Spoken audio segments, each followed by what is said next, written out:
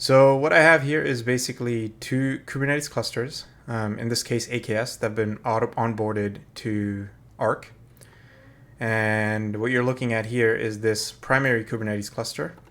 And in the second tab, I am RDP'd into the DR Kubernetes cluster.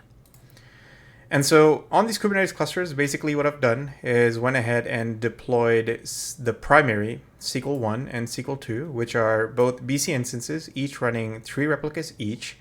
So you can basically go ahead and see those over here.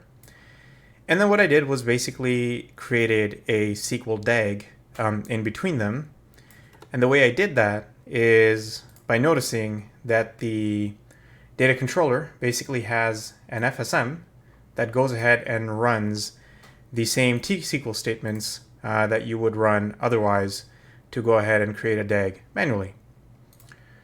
And so once I went ahead and did that, basically I created 3 CRDs for the DAGs, each pointing to the instances. And the reason there is 3 CRDs is because DAG 1 points SQL 1 to SQL 2. And DAG 2 points SQL 2 over to SQL 1, and both of these are defined as this SQL DAG. And similarly, DAG 3 on this cluster points SQL 2 to SQL 3 for this DAG. And then DAG 1 on this cluster, created with this data controller, points this SQL 3 over to SQL 2.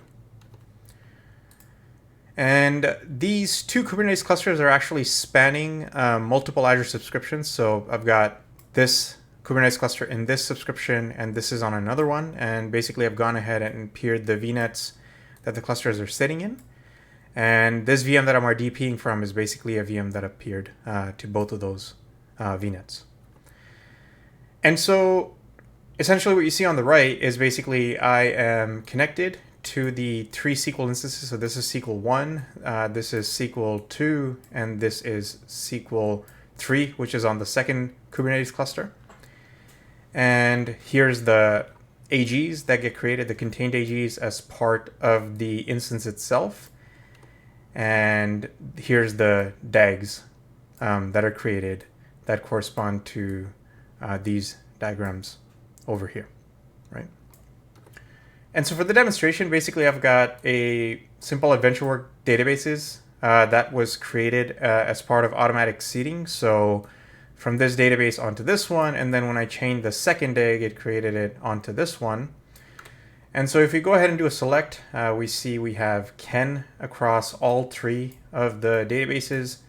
And so what I'm going to do on my global primary, which is this guy, I'm going to go ahead and perform an update. So if I go ahead and just change Ken's email here, and I go ahead and do a select. So I see that got updated. And this is committing asynchronously right now, but it's pretty fast.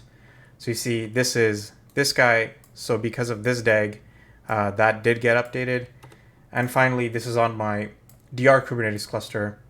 We see that this entry got updated, and this is because of this DAG that was created. So we're querying from here.